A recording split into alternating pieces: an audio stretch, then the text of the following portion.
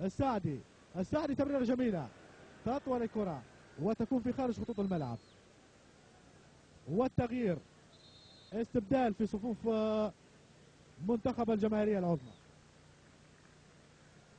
إذا أحمد سعد حينضم، والسعدي معمر اللاعب رقم 11 اللي أمامكم حيغادر الميدان بعد شوط جيد.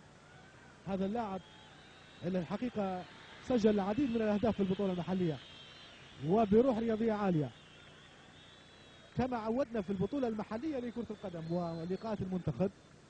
يتمنى التوفيق لزملائه ويصافح المنتخب الضيف السعدي معمر اللي مرر وحاول انه هو يصل الى شباك المنتخب الكندي. اذا مش غريب على هذا اللاعب هذه المصافحة. دائما يضرب المثل في ان كرة القدم انغام والام، وان كرة القدم فيها فوز وفيها خسارة، وبالتالي هذه المصافحة الجميلة من هذا اللاعب الرائع اللي يعطي ذبذبات دائما في كل مباراة ان كرة القدم لابد فيها من، وان كرة القدم سيناريو غير معد مسبقا، وان كرة القدم فيها الالام والانغام. ويصافح ايضا اعضاء المنتخب الكندي. اذا هذا هو السعدي يصافح اعضاء او الجهاز الفني للمنتخب الكندي واللاعبين البدلاء بعد شوط استطيع القول انه هو شوط جيد من هذا اللاعب. اذا عودة الى اجواء المباراة. احمد سعد ياخذ مكانه. بداية هجمة لصالح المنتخب الكندي. يرسل الكرة الان.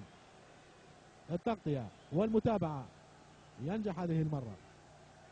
رضا خالد حسين يلاحق الكرة. خالد يحاول يمر والمتابعة لبات. الآن طارق التايب كرة الجهاد. جهاد منتصر انطلاقة لهذا اللاعب. هذا هو السعدي معمر بعد شوط ممتاز وجيد في الشوط الأول شاهدناه في لمحتين، الأولى التمريرة والثانية كاد أنه هو يجعل الكرة تسكن الشباك. على حال هجمة ليبية الآن يقودها هذا اللاعب التايب، ولكن يتعرض لعرقلة والدعم يكون موجود قريب من الحدث. مصافحة أخرى ولقطة لا تخلو من الطرافة.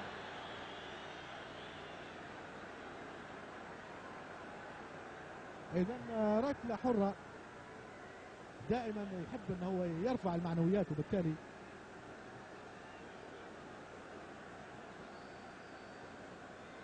إذا فرصة نقل الكرة. طارق التايب يرسل كرة ترتطم بالمدافعين وتعود من جديد.